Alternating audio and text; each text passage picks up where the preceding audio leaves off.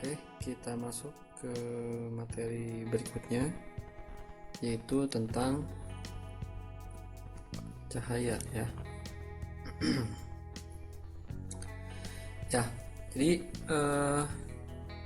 cahaya itu adalah merupakan bagian dari gelombang elektromagnetik ya. Artinya dia punya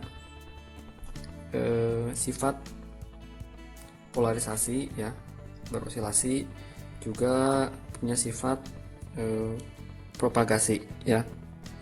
Dan dia bisa menjalarkan melalui proses sinusoidal ya, sin. Dan tentu di sininya harus ada t ya, karena dia akan berubah terhadap waktu ya.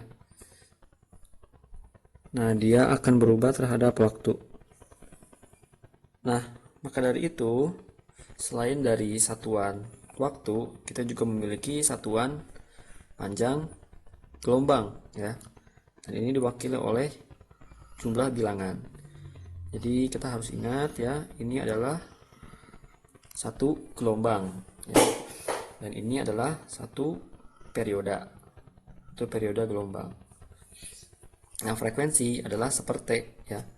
Sehingga satuan pada C ya adalah lambda satuannya meter dan F satuannya adalah seperti atau seper S.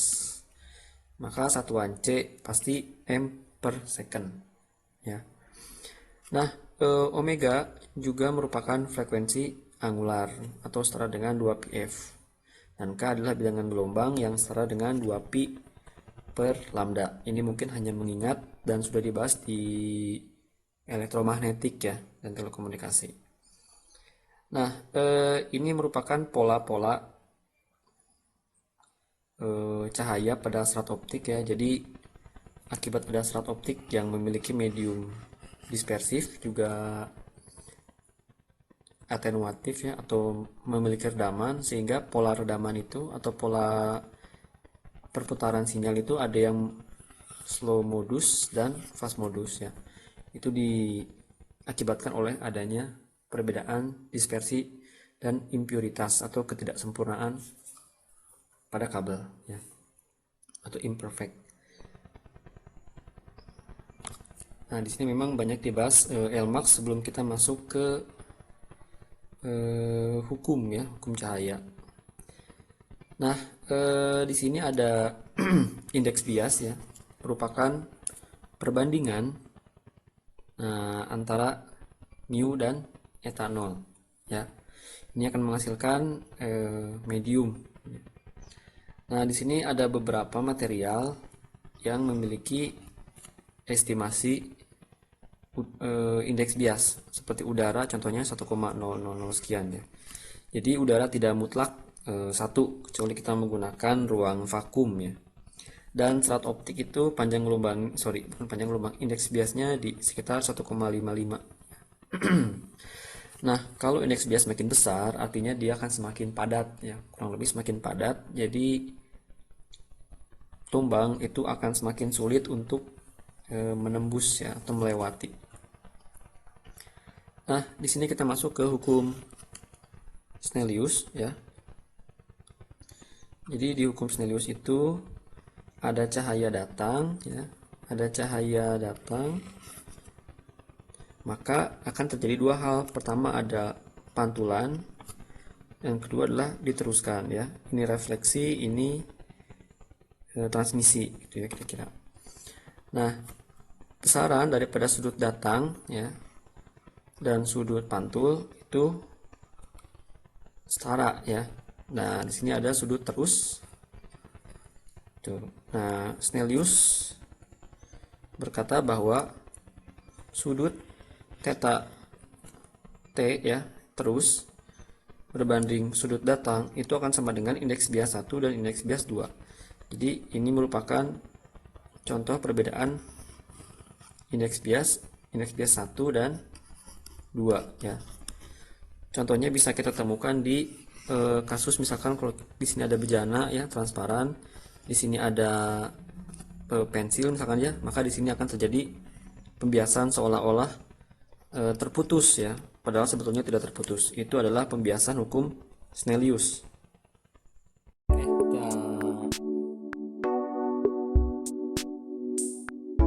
kita lanjutkan ya. Jadi tadi sudah dijelaskan tentang pembiasan ya. Jadi ini adalah yang bagian renggang ya. Ini bagian rapat. Nah, kita jelaskan apa yang terjadi jika cahaya datang dari renggang ke rapat atau rapat ke renggang ya. Nah, di sini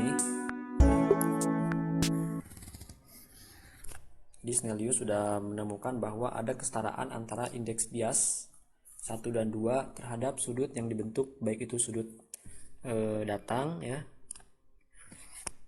Ini datang, income misalkan. Datang dan transmit atau terus ya. Sudut terus. Nah, Snellius berkata bahwa jika cahaya datang dari indeks bias yang lebih besar ya, atau N1 lebih besar daripada N2 ya, karena indeks bias bisa juga merepresentasikan padat renggang ya, sebuah medium. Nah, maka cahaya akan menjauhi garis normal ya, seperti pada gambar 16A. Tapi jika cahaya datang dari N1 ya, atau lebih kecil daripada N2, nah, maka atau dari renggang ke rapat, maka cahaya akan mendekat ya, seperti gambar 16B. Nah, di sini saya zoom misalkan ya. Nah, ini adalah ketika ada cahaya datang ya, dan ini adalah garis normal ya. Garis normal adalah garis yang tegak lurus terhadap bidang batas ya. Nah, ini adalah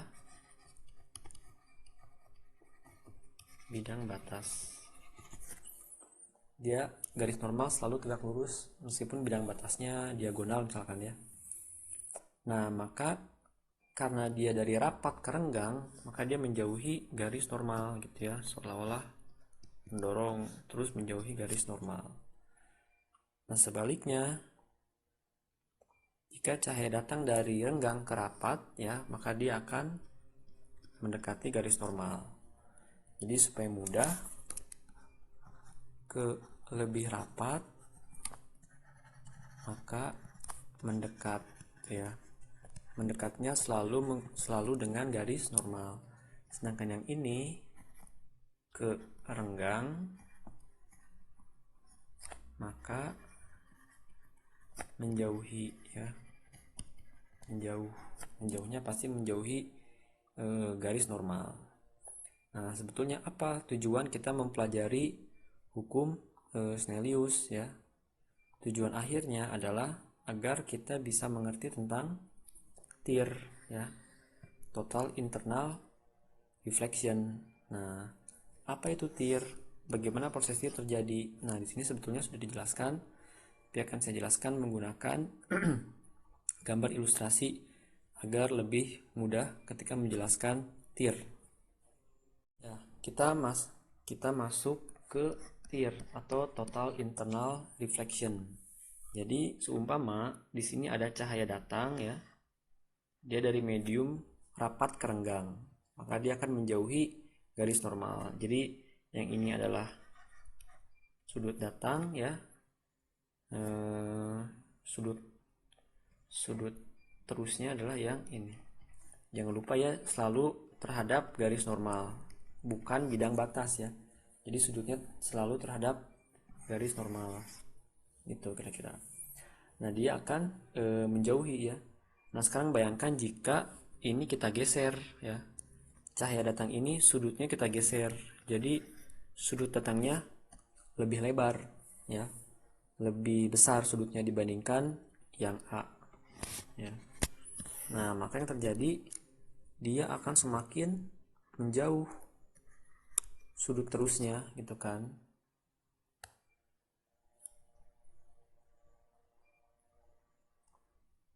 Nah, setelah itu, nah sudut yang ini karena kita belum puas ya dia masih ada di sini. Nah, kita pengen agar supaya bagaimana caranya sudut terusnya itu sebesar 90 derajat. Nah, jadi sudut datangnya mau nggak mau harus kita perbesar lagi ya, agar sudut terusnya bisa menjadi 90 derajat. Nah, maka di gambar C diatur cahaya ya, semakin besar sudutnya agar supaya nah, sudut terusnya itu adalah 90 derajat. Nah, ini yang disebut sudut kritis gitu. Kenapa disebut kritis? Karena cahaya ini dibilang pemantulan bukan, dibilang pembiasan atau sudut terus juga bukan gitu. Karena dia berada persis di garis tengah-tengah. Jadi dibilang mantul enggak, dibilang bias juga enggak gitu kan. Sama misalkan kayak orang udah kritis keadaannya, jadi diajak ngobrol nggak bisa, komunikasi nggak bisa gitu ya, misalkan nggak ada sinyal-sinyal apapun ya, tapi detak jantungnya masih ada. Jadi kita bilang ini manusia hidup bukan, ini manusia mati juga bukan, karena masih berdetak ya. Kadang-kadang disebut disebut kondisi kritis ya. Jadi kalau kamu misalkan nih sedang masa kritis, nah jadi sedang masa abu-abu, tidak tidak memiliki kepastian ya. Nah, akhirnya sudut ini lebih besar lagi gitu. Maka terjadilah tir total internal. Kenapa disebut total internal reflection? Karena yang biasnya ya atau yang transmitnya itu doesn't exist ya. Jadi tidak ada lagi yang dibiaskan. Semuanya dipantulkan full, sehingga itulah yang disebut dengan total reflection. Kenapa disebut internal? Karena berada di mediumnya sendiri. Jadi kalau kita bilang sudut datang di gambar A ya, itu lebih kecil daripada sudut datang di gambar B. Sudutnya lebih kecil dibanding sudut C, dan yang paling gede adalah sudut datang gambar D. Nah, yang C ini ya, dia adalah sudut kritis di mana theta sudut terusnya adalah 90 derajat ya, tegak lurus terhadap bidang batas ya, atau garis normal atau sejajar dengan bidang batas. Oke, kita telah belajar tentang tir ya. Nah, di sini ada sudut Brewster ya, dan juga ada reflektansi yang nanti berhubungan dengan pola koefisien, polarisasi, ada paralel dan senkens ya. Ini bisa dipelajari sendiri, dan di slide juga sebetulnya sudah ada ya. Oke, ini tadi karena videonya agak gagal ya, saya ulangi lagi. Ya, kita masuk ke teori kuantum ya. Jadi kuantum itu adalah kumpulan cahaya ya. Nah, satuannya adalah kuanta. Jadi kalau kita mengenal kurikulum ya, adalah kumpulan daripada kurikula ya. Kira-kira apa lagi yang ada umumnya? Ya, itu bahasa Yunani. Nah, atau kuanta itu sama dengan foton ya, atau cahaya yang kita kenal, dan dia memiliki energi. Nah, energi yang dihasilkan itu setara dengan E sama dengan H dikali F, di mana H-nya adalah konstanta Planck ya, satuannya Joule second, dan satuan frekuensinya adalah Hertz, atau dia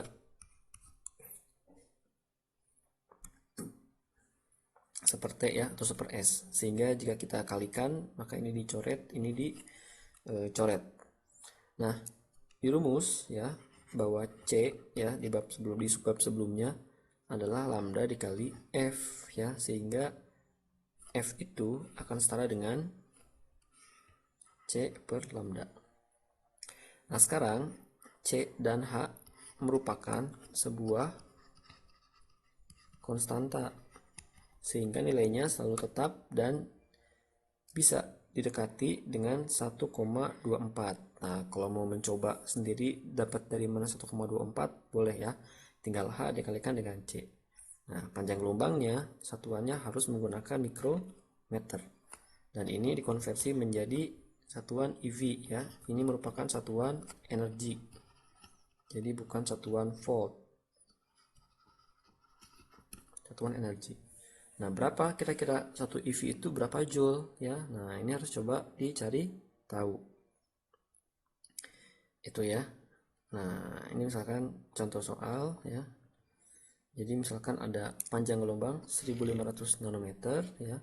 Berapakah energi foton yang diperoleh? Nah, ini ada typo ya. Harusnya 155, sorry, 1550 ya nanometer.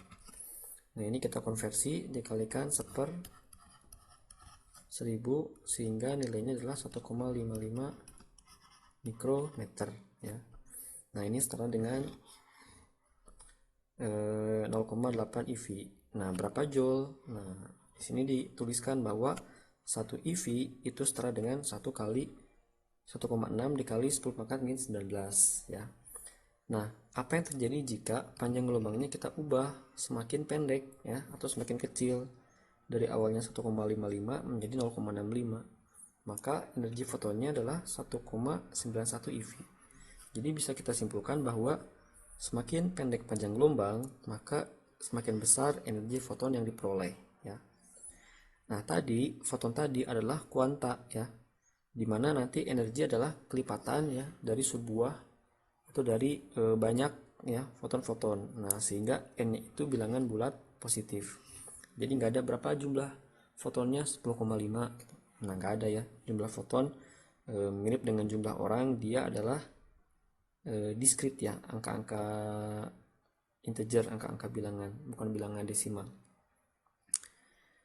Nah, ini contohnya ada 10 eV, 10 foton, maka setiap foton 1 eV ya. Nah, di sini ada latihan, banyak latihan soal ya. Silahkan dikerjakan untuk memperluas pengetahuan dan ini juga sudah dituliskan di LMS. Ya, terima kasih.